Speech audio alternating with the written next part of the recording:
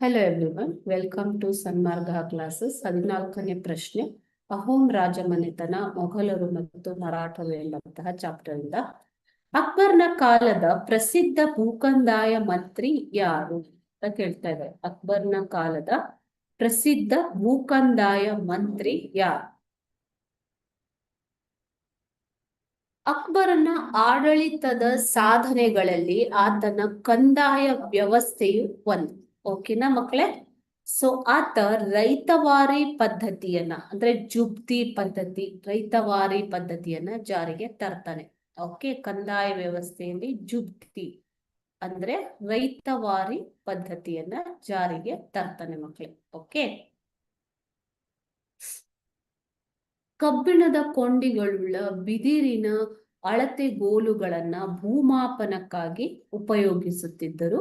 ಭೂಮಿಯ ಉಳುಮೆಯನ್ನ ಆಧರಿಸಿ ಕೋಲಜ್, ಹರೌತಿ, ಚಚ ಮತ್ತು ಬಂಜರ್ಗಳೆಂದು ಭೂಮಿಯನ್ನ ವಿಂಗಡಣೆ ಮಾಡುತ್ತಿದ್ದರು. ಓಕೆನಾ? ಬಂಜರ್ ಅಂತಂದ್ರೆ ಏನು? ಬಂಜರು ಭೂಮಿ. ಬಂಜರು ಭೂಮಿಯನ್ನ ಹೊರತುಪಡಿಸಿ ಉಳಿದ ಪ್ರಕಾರದ ಭೂಮಿಗಳಲ್ಲಿ ಕಂದಾಯವನ್ನ ವಸೂಲಿ ಮಾಡ್ತಾ ಇದ್ರು. ಸೊ ಅಕ್ಬರ್ನ ಕಾಲದ ಪ್ರಸಿದ್ಧ ಅಥವಾ ಅತ್ಯಂತ ಸಮರ್ಥ ಭೂಕಂದಾಯ ಮಂತ್ರಿ ಯಾರು ಅಂತಂದ್ರೆ ಆತ ತೋದರ್ ಮಲ್ಲ. ಓಕೆ, ತೋದರ್ ಮಲ್ಲನು ಪ್ರಸಿದ್ಧ ಭೂಕಂದಾಯ ಮಂತ್ರಿ ಆಗಿದ್ದಂತಹ ವ್ಯಕ್ತಿ. Thank you.